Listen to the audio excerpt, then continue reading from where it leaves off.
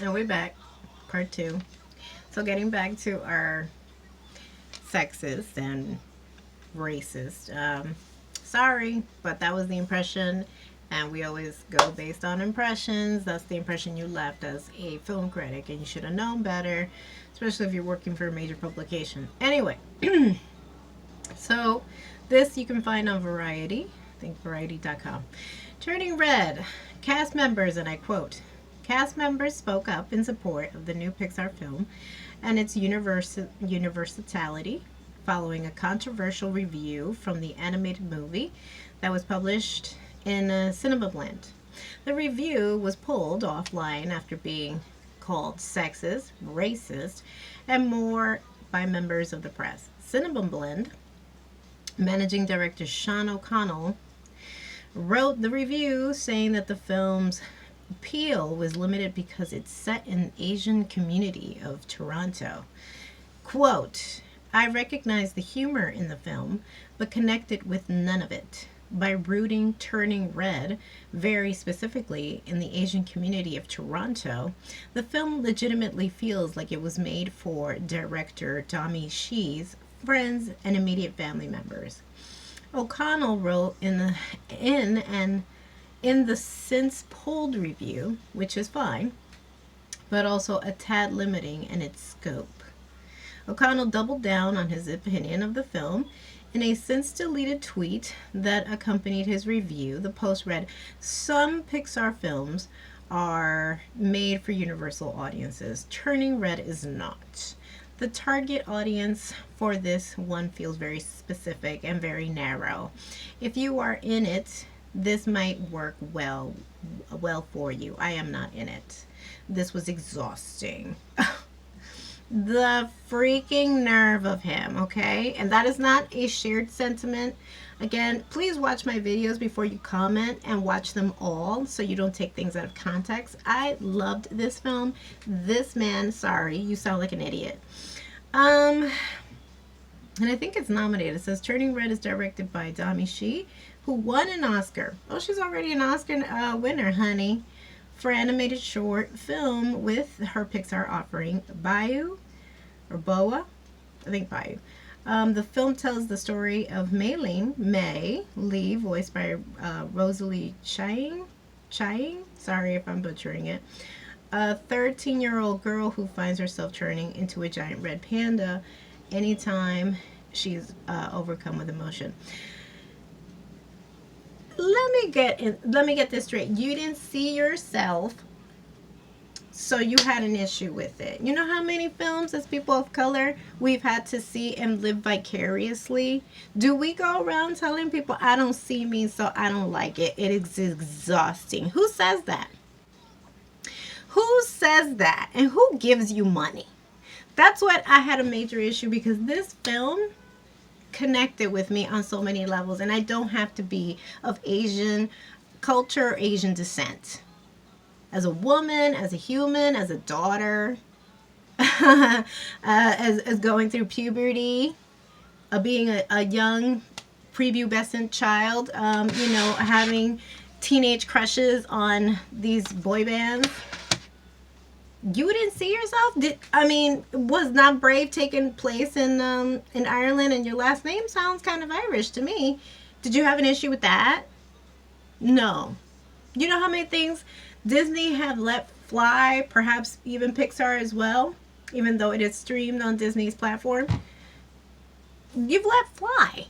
You've let fly, and people have never said or commented, but this is a typical narrow-minded way of thinking, perhaps very influenced by masculine male chauvinists. Okay, I'm sorry, I'm livid. When I read all of this, it only got me even more mad. Which brings me to another point. I remember during the last hideous administration, and a lot of you were Trump supporters were very emboldened by his idiocy. So a lot of them were on board.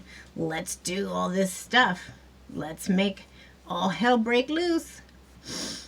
So check this out. I remember specifically, I don't know if it was a governor, if it was a senator. Nonetheless, It was a government official appointed office. And I believe if it was gubernatorial or if it was mayoral, is it mayoral? Or if it was a council member. Nonetheless, he had a team of, on his staff, he had a team of women.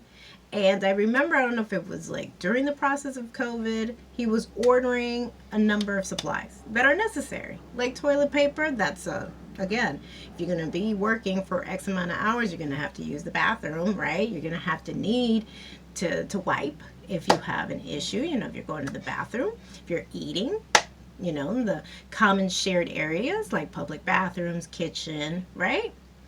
And it made sense. He wanted to order X amount of tampons because as women, or I think even just sanitary napkins, they had an issue with that. He put in an order.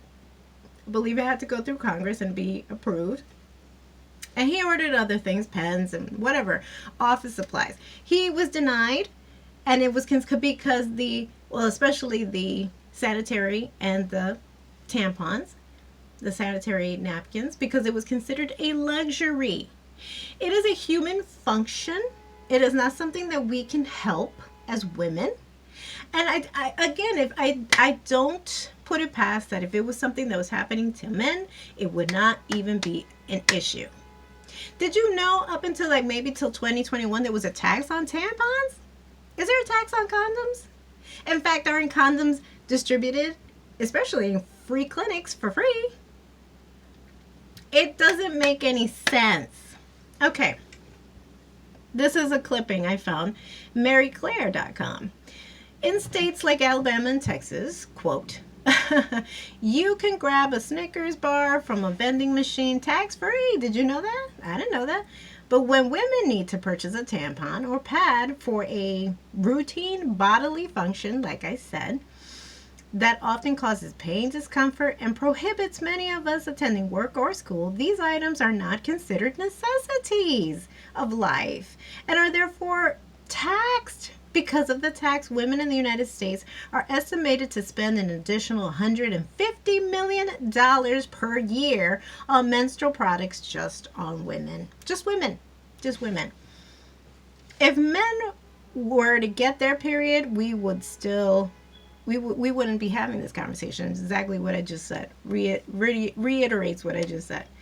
Thankfully, organizations like Period Equity, a national law and policy advocacy group dedicated to ensuring accessible, affordable, and safe menstrual products, are working to remove the tampon tax in the 30 states where it still remains in effect.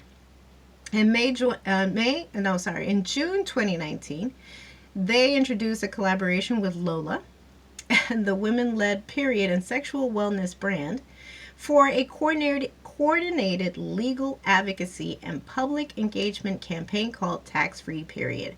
Together, the groups are raising awareness of the unconstitutional state laws in place and aim to ensure all period products tax-free by tax day 2021. And this is ongoing. Just the fact that you think that it is a luxury. My point to all this is that it's almost what we're seeing here. This film is led by women, created by women. It's about women. It's about going through the process of becoming a woman.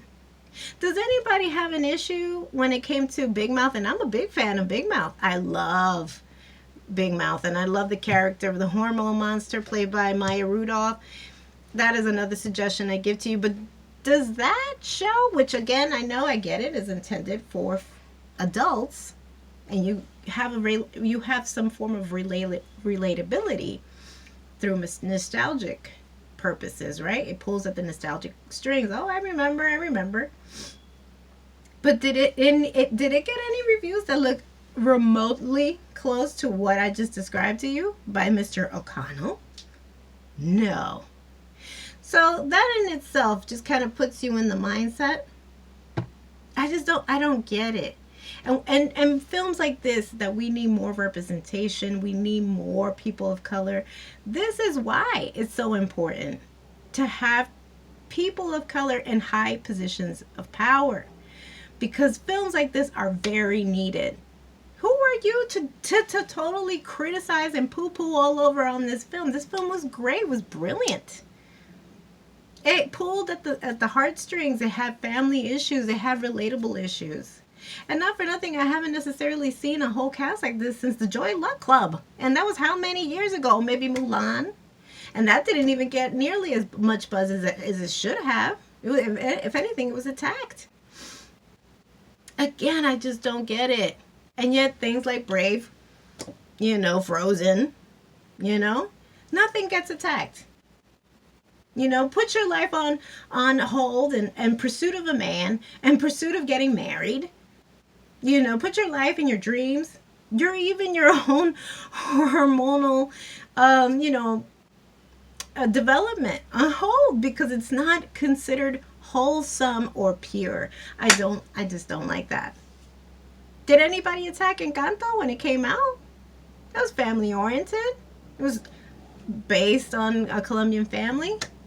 Did anybody rip that apart? And not for nothing, even down to the promotion. Encanto got a 45-week, I believe, release, right? And it was in theaters. It didn't go straight. It didn't go straight to streaming like In the Heights had. It didn't debut simultaneously. It had like a 45-week span in theaters, and it got attention. And then eventually it went into streaming.